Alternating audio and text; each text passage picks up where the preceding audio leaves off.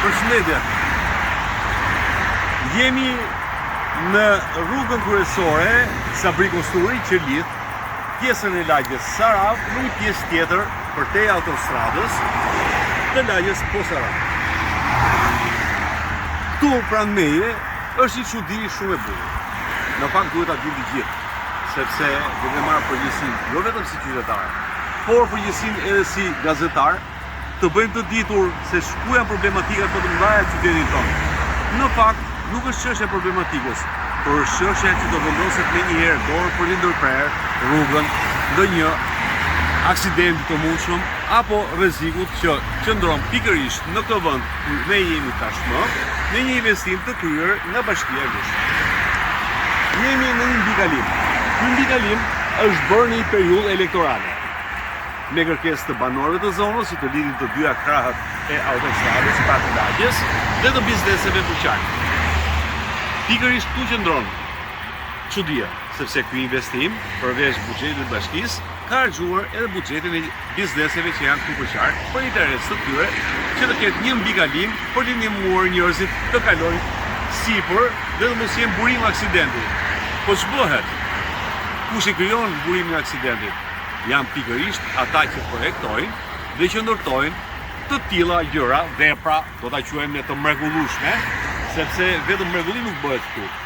Këtu bëhet pjesë e një fataliteti për ata qytetarë që kërkojnë të kalojnë të rrugë për punët e tyre të përditshme.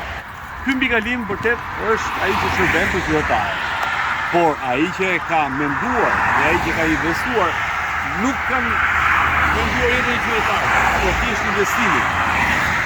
Nëse po të më ndiqni pak nga pas, në këtë pjesë këtu është rruga që të çon për të hyrë në mbikalim. Ky ndërtim është burim aksidenti. Pse? Sepse një qytetar që kalon në mbikalim spret shkallët dhe menjëherë del në autostradë, ku makinat kalojnë me shpejtësi 100 km/h. Mendojeni pak. Një nënë me fëmijë, nëse është për të mbikalim, fëmijët e saj ku do jenë? Do jenë menjëherë pjesë e aksidenteve në autostradë, sepse është një rrugë që ka një mbikarkesë të kalimit të makinave.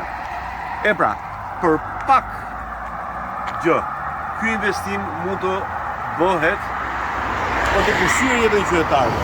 Ndërsa tashmë, investimi është bërë, por jo për kushtuar jetën e qytetarëve, por për të kthyer ata në viktima të autostradës ku kalojnë automjetet, nuk është një çudi e madhe. Por, po mendosh se si duhet të veprojë një investim i tillë, aq më tepër nga ata që projektojnë këto mbikalime, që nuk është investimi arshës e temi, është investim elektoral i bërë në një periudhë të tillë për këta banorë. Por të çosh ata drejt vdekjes, kjo është kriminale. Ndaj duhet vepruar sa më shpejt.